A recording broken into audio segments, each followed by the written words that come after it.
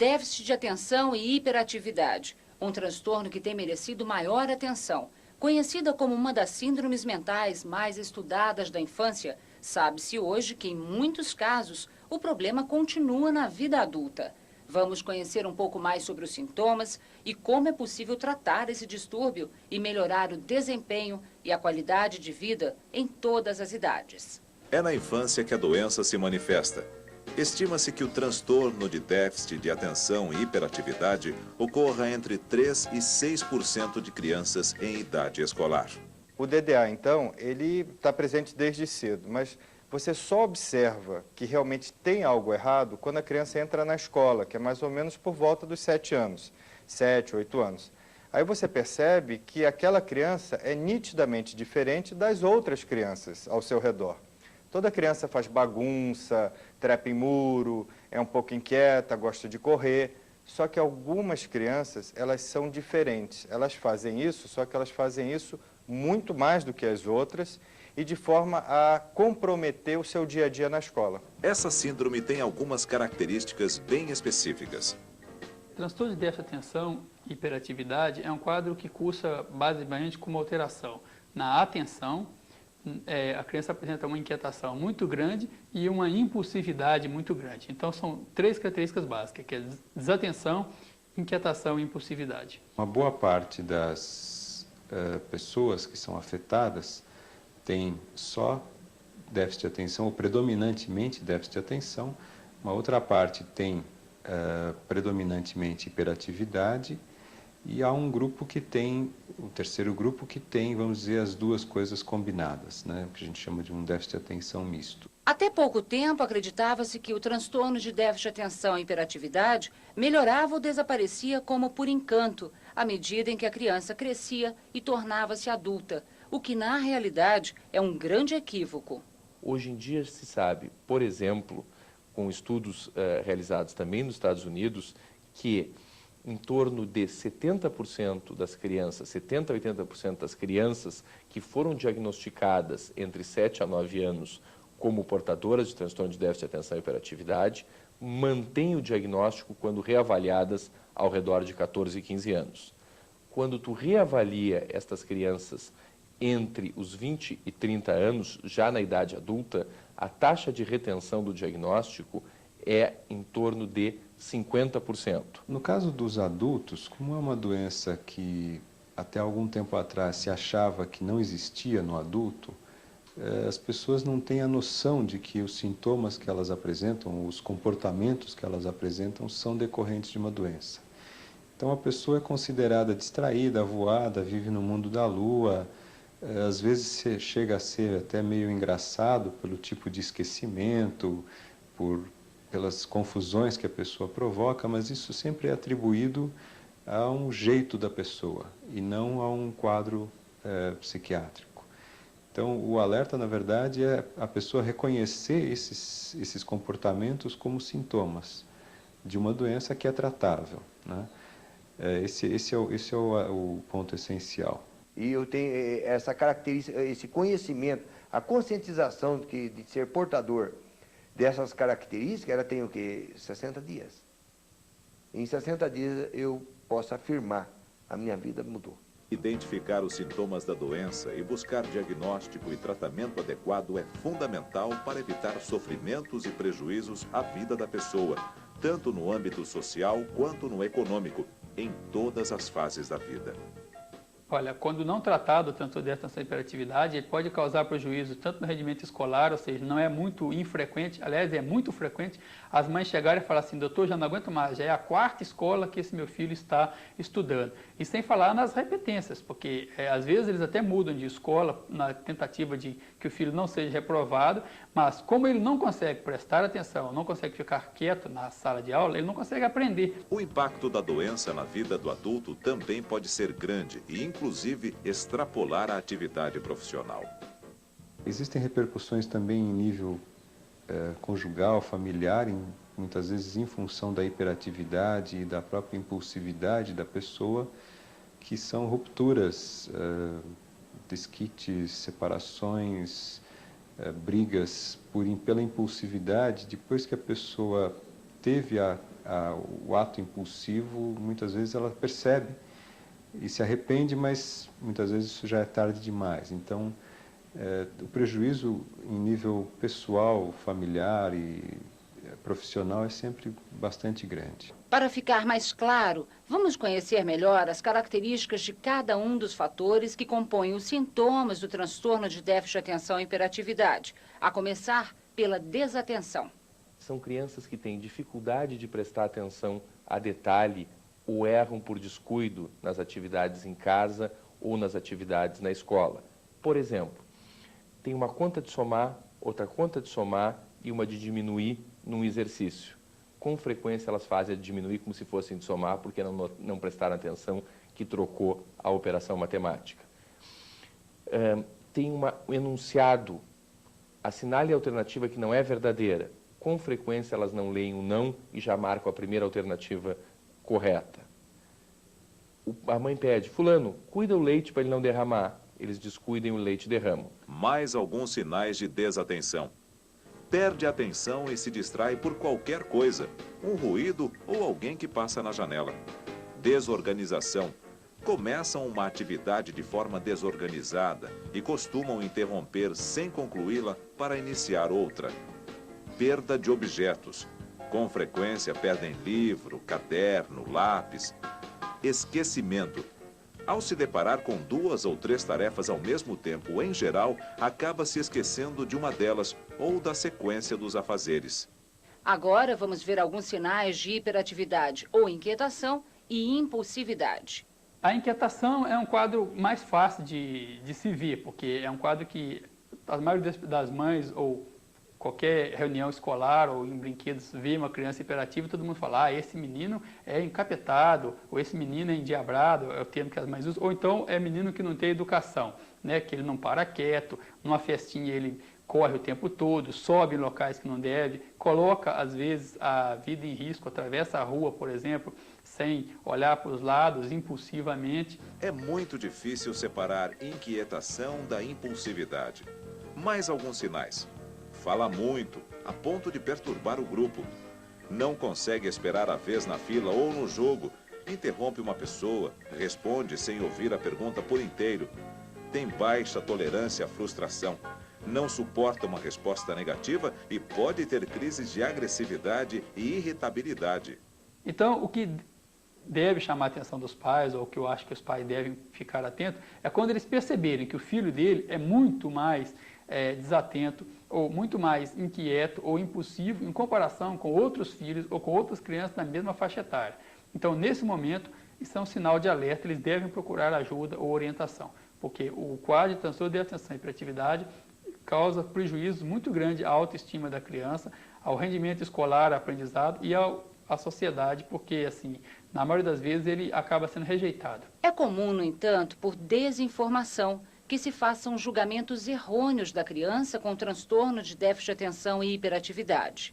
Muitas vezes os pais chegam até nós no programa de diagnóstico de déficit de atenção e hiperatividade na universidade ou mesmo no consultório, já com rótulos a respeito da criança. Não, o fulano é preguiçoso, o fulano é malcriado, ele não se esforça o suficiente. Então, o que acontece é um não reconhecimento a respeito da doença, existe um baixo conhecimento a respeito de transtorno de déficit de atenção e hiperatividade e uma confusão como se isso estivesse associado a algumas coisas morais ou de falta de empenho. Dentro de casa, a gente percebe isso e a gente passou a ter um pouco mais de paciência com ele. O que acontecia? Qualquer coisa a gente brigava, gritava, colocava ele de castigo. Hoje a gente já não é mais assim, a gente tem mais paciência com ele, conversa com ele, explica o porquê ele tem que naquele momento ter uma certa atitude no lugar. Às vezes a gente vai sair, ele em restaurante, quer dizer, acaba correndo, atrapalhando as pessoas. Então a gente conversa com ele, vai tendo mais paciência. E a gente só teve mais paciência também depois que a gente descobriu esse problema, que antes a gente gritava, brigava, achava que ele tinha, que era uma má educação da parte dele. A criança com transtorno de déficit de atenção e hiperatividade não é desatenta, inquieta e impulsiva por capricho ou simplesmente porque quer,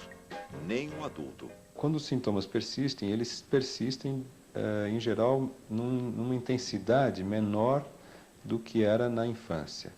Agora, por outro lado, um adulto é mais exigido do que uma criança, proporcionalmente, em termos das demandas sociais e profissionais.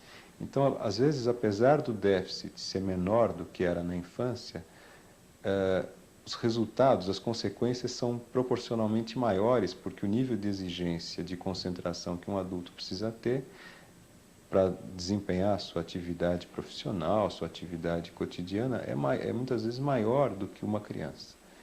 Então, mesmo com um déficit pequeno, às vezes, o adulto tem consequências importantes justamente porque a demanda é muito grande. Muito se pesquisa para identificar o que causa essa síndrome. Sabe-se que o transtorno de déficit de atenção e hiperatividade é multifatorial.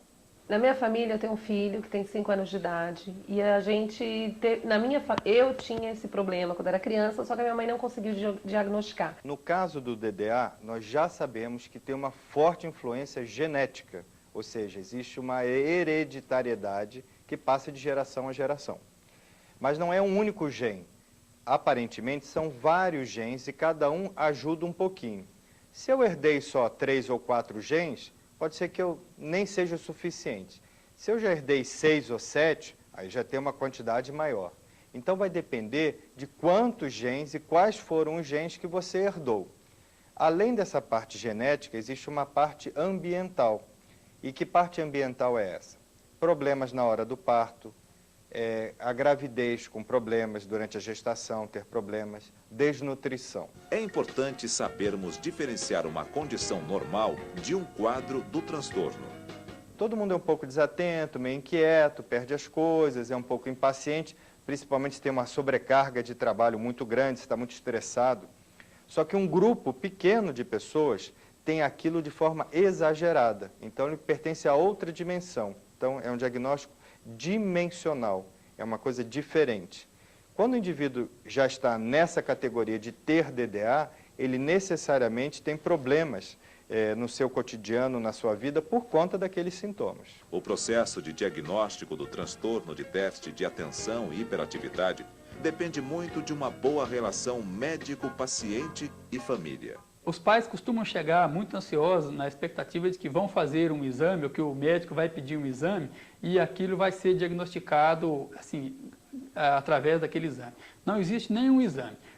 O diagnóstico de transtorno de atenção e hiperatividade é eminentemente clínico, pela história, pela evolução e pela observação do comportamento dele. Aqui em casa, nós detectamos a hiperatividade no meu filho mais velho, Alan, que hoje tem 12 anos. Foi detectado na época da alfabetização. E no caso de adultos, a observação criteriosa de alguns detalhes podem ser determinantes no diagnóstico do transtorno de déficit de atenção e hiperatividade. É evidente que as pessoas, como carregam isso ao longo da vida, vão desenvolvendo estratégias para lidar com o seu déficit de atenção, né? Por exemplo, é típico que as pessoas que têm esses problemas de atenção tragam anotações, papeizinhos onde elas vão anotando o que precisam fazer, colocam a chave do carro todo dia exatamente no mesmo lugar para não ter perigo de esquecer onde colocou, tem quase que desenvolvem às vezes até uns certos rituais para compensar essa distraibilidade delas. O diagnóstico no adulto requer sintomas desde criança. Esse transtorno não começa na idade adulta, é sempre consequência da doença que tem início na infância. Inquietude. Não chegam a ser hiperativas, porém são inquietas. Se mexem muito na cadeira, batem os dedos na mesa frequentemente.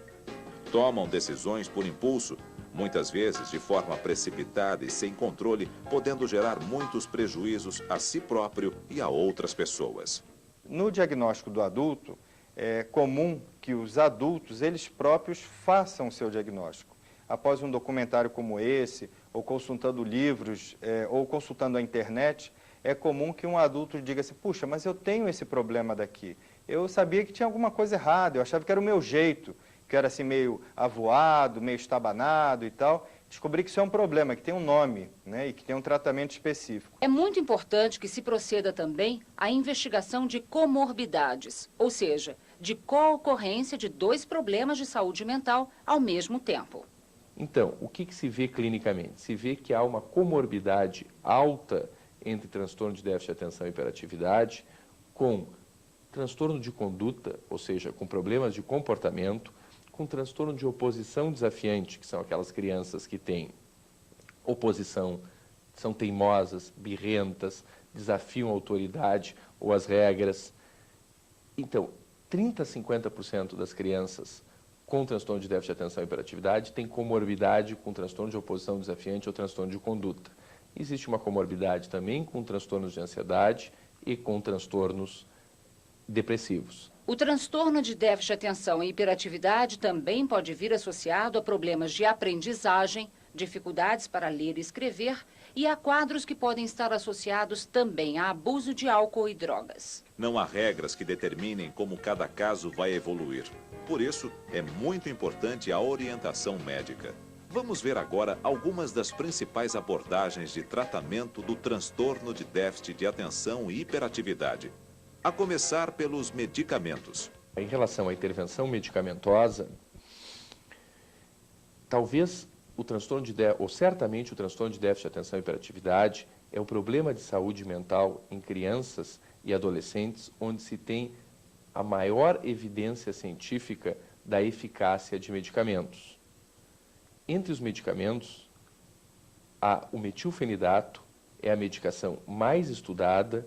Existem cerca de 150 estudos bem desenhados metodologicamente, mostrando a eficácia dessa substância no tratamento de crianças e adolescentes com transtorno de déficit de atenção e hiperatividade. Havia uma dúvida se os medicamentos que são realmente assim, muito eficazes para crianças e adolescentes, se eles também funcionariam para adultos. E a impressão que se tem é que eles são eficazes para adultos, sim. Então, o retorno hoje é diferente. Eu sento em uma mesa de negociação, que a minha característica maior profissional é a negociação, eu consigo ouvir, eu consigo ponderar, eu consigo analisar, eu consigo ficar quieto e fazer o meu parecer na hora adequada, onde eu consigo melhor ser, inclusive, respeitado, porque eu passei a respeitar melhor os meus pares. Eu passei a ouvi-los e a entendê-los melhor também. E a consequência disso é que o respeito passou a ser mútuo. Quando da existência de outras doenças com transtorno de déficit de atenção e hiperatividade, por exemplo, depressão ou ansiedade, podem ser necessárias outras medicações associadas. Além dos psicoestimulantes, a gente pode usar medicamentos antidepressivos que também ajudam na concentração desses pacientes. Então, basicamente, as duas opções principais que a gente tem de tratamento medicamentoso são os psicoestimulantes e os antidepressivos. A indicação do medicamento, bem como a definição de intervalos e da duração do tratamento, devem ser prescritas e acompanhadas pelo médico. O tratamento é feito à base de medicação, né, com o psiquiatra da criança, e durante bons anos, porque isso foi detectado com 7 anos, e ele está com 12, ainda ele toma a medicação vai variando conforme o médico sente a necessidade, mas a medicação nunca foi interrompida. E há uma série de terapias e procedimentos que podem ajudar no tratamento do transtorno de déficit de atenção e hiperatividade. Psicoterapia, cognitiva ou comportamental, que pode contemplar a criança, o adulto, a família ou o casal. E intervenções sociais ou psicopedagógicas. Em relação às intervenções psicopedagógicas, elas muitas vezes são necessárias porque o diagnóstico muitas vezes é tardio e a criança ou adolescente já tem lacunas de aprendizagem que precisam ser trabalhadas. O que quer dizer lacunas de aprendizagem? Quer dizer que, eventualmente, mesmo tu tratando a desatenção e a hiperatividade e estas melhorando, o que ficou para trás em termos de aprendizagem, que não foi adquirido pela desatenção, pela interferência da desatenção e hiperatividade, precisa ser recuperada do ponto de vista psicopedagógico. Bom, junto com a medicação, ele frequentou a psicóloga durante 5 anos. Então, ele teve um acompanhamento psicoterápico para ajudá-lo na escola, para ajudá-lo a passar essas dificuldades que ele mesmo colocava, essas dificuldades, né? Por que que ele começou a questionar os seus problemas, por que eu sou diferente, por que eu não estudo na mesma escola que meu irmão estuda, e você tem que fazer todo um trabalho psicoterápico, porque a autoestima dessa criança é muito comprometida também. A escola tem um papel importante. Saber reconhecer os sintomas para poder encaminhar corretamente a criança para a avaliação médica. E mais, o professor deve estar preparado para atender e cuidar melhor dessas crianças no universo da escola. Cuidar como? Por exemplo, uma criança com transtorno de déficit de atenção e hiperatividade, ela não pode ficar sentada na última fila, do lado da janela, olhando a quadra de basquete. A professora tem que ter a sensibilidade de trazê-la para a primeira fila próxima a ela. As instruções têm que ser instruções diretas, curtas e objetivas para a criança. O ambiente na sala de aula tem que ser um ambiente com o mínimo de estímulos possíveis. Então, tem uma série de questões que são muito importantes e que a escola pode reorganizar para que a criança possa ter uma evolução melhor. Então, dicas como usar cores na lousa, não usar textos longos de leitura. Em vez de adotar texto em prosa, adotar outros gêneros textuais, eles são muito visuais. Então, se você tiver esquematizada a informação e colocar na lousa, ele se organiza melhor. Mais uma outra dica, você vai entrar com uma matéria nova, pressupondo que a matéria antiga está inscrita em algum lugar do pensamento. Não está. Recorde o conceito anterior. Enquanto você fala, use a lousa. Vá escrevendo o que você está falando, porque você tem duas entradas, a auditiva e a visual. Isso captura a atenção por um tempo maior do DDA. Lidar com o transtorno de déficit de atenção e hiperatividade é um aprendizado diário, tanto para o portador quanto para quem convive com ele. E nesse processo, as parcerias são fundamentais. A relação entre a escola e os pais é muito importante. Ter uma criança hiperativa é muito trabalhoso para um pai, não é? É uma criança que necessita constantemente de novos estímulos, é uma criança que não para quieta, é uma criança que agita a casa toda, movimenta a casa toda, assim como a escola. E os pais precisam ser acolhidos, muito acolhidos pela escola, precisa se conversar bastante sobre essa criança, o que pode na escola e o que pode em casa. A criança precisa ter esses parâmetros muito claros, né? E essa relação precisa ser muito estreita, pais e família, família e escola. E a criança precisa se sentir respeitada nos dois espaços e respeitar os dois espaços. E aí é preciso realmente haver um encontro bastante próximo entre família e escola. Com certeza, ajudar a criança com transtorno de déficit de atenção e hiperatividade não é tarefa fácil. E esse aprendizado passa também pela escola. Eu acho que nós estamos num momento em que a escola está sendo desafiada como talvez nunca tenha sido. Não é no método que ela está ensinando, não é nos projetos pedagógicos que ela está desenvolvendo. Ela está sendo desafiada a incluir o diferente. Ela está saindo do padrão do igual, onde todos eram avaliados de uma forma igualitária na sua condição de aprendizagem, que muitas vezes não era aprendizagem, era retenção de informação, da soberania de um conteúdo para um olhar sobre o aprender. E o aprender implica numa diversidade, porquanto indivíduos diferentes. Como uma pessoa aprende, que rota ela adota para aprender, que tipo de estimulação eu posso adotar para que essa aprendizagem ocorra, abre espaço com certeza para o diferente, para o diverso, para a diversidade. O conhecimento é um grande aliado. Procure obter mais informações sobre transtornos de déficit de atenção e hiperatividade no núcleo de saúde de sua cidade e anote já algumas dicas. Programa de déficit de atenção e hiperatividade no adulto do Instituto de Psiquiatria do Hospital das Clínicas da Faculdade de Medicina da Universidade de São Paulo. Fone 11 3069 6971. Instituto de Psiquiatria do Hospital das Clínicas da Faculdade de Medicina da Universidade de São Paulo. Fone 11 3069 6510 ou 3069-6508, Ambulatório Infantil. Programa de Déficit de Atenção e Hiperatividade do Hospital de Clínicas de Porto Alegre, da Universidade Federal do Rio Grande do Sul. Fone 51 3316 8272. Grupo de Estudos do Déficit de Atenção da Universidade Federal do Rio de Janeiro. Fone 21 2295 3449, ramal 246. Associação Brasileira do Déficit de Atenção, Associação Virtual, site na internet www.dda.med.br.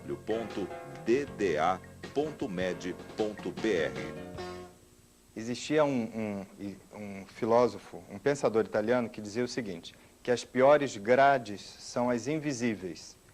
Foi o Antônio Gramsci, que era um pensador, era um comunista italiano. Ele queria dizer com isso o seguinte, que todos nós temos coisas que nos limitam, o nosso comportamento, o nosso potencial, as nossas perspectivas. Mas se nós sabemos exatamente qual é o problema, onde estão as grades, fica muito mais fácil.